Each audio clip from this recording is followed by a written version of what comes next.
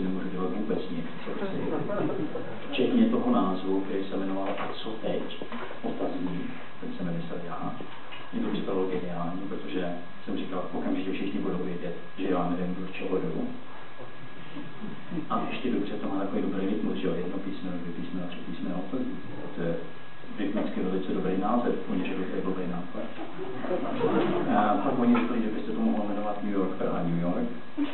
To jsem zase říkal, že to je blbý nápad, že to je jako když jsme někde na letišti, co si mi dá chytadle. Takže jsme se bavili 4 roky, schůze, až jsem dostal před 14 dněma e-mail, kde to nakonec úplně celý zamítli oficiálně, mi říká, že z toho nic nebude. No a já jsem se cítil opravdu tak hrozně špatně, protože na mých koncertech už jsem říkal, jako, že bude pořád A co teď?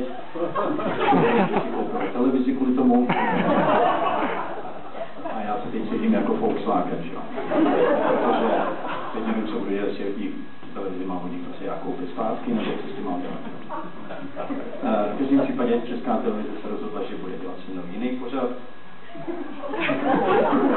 Už jsme měli schůze, jmenuje se to Linky Rudy Linky, nevymyslel já a už máme pilot. Předtím jsme taky natočili pilot a v tom pilotu byl Honza Řebejk. Mě to připadalo velice dobrý. Teď jsme natočili pilot po 3 letech a v tom novém pilotu je Honza Řebejk. A je to úplně jiný, protože Honza je teď jiný, že jo, po 3 letech. Takže už máme 2 piloty s Honzou Řebejkem, kde Honza Řebejk je úplně jiný. A já jsem říkal, Honzo ještě takových 10 pilotů, už máme celou sérii jako piloti s Honzou Řebejkem. Takže tohle to jsem vám chtěl říct, abyste viděli, abyste vám tady překvapení, co se děje. Potom jsem vám taky chtěl říct, že to vy určitě víte, že jsem přišel na to, že vlastně Češi jsou hrozně upřímní lidi. Asi ty nejupřímnější lidi, který já jsem kdy v životě potkal. Vy to víte, i já jsem to zapomněl. Já jsem si na to vzpomněl, když jsem koupil tu chalupu. A protože jsem se tam odstnul nejenom v příkopu s krompáčem, protože to bylo celý mokrý, že 200 let starý, takže jsem tam ale najednou přišel můj soused pan Tříska a říká mi, Rudy, tak jsem chtěl vědět, co ty děláš vlastně, koupil jsem si tvoje CD a to je zklamání.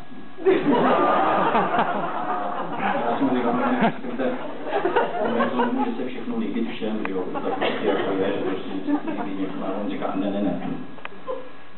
Já mám rád věci, které dávají smysl. A tohle žádný smysl nedává. A začal mě vlastně dávat jako nejhorší recenzi mýho života. Z očí do očí.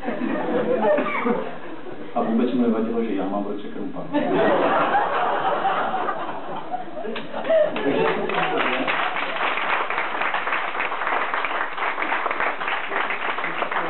Hrozně upřímný. On teda potom za měsíc přišel a měl 3 CDčka moje.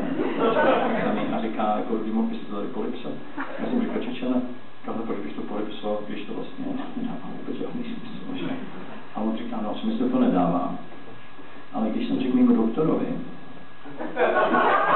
že tady bydlíš, tak on mi řekl, můžeš mi přijít podepsaný CD? A protože mám doktory 3, tak tady mám 3 CD. Vy vypadáte všichni velice zdravě. Ale nikdy nevíte, jestli vám to může hodit. Já jsem tady dneska. Martě, máme nějaké CD?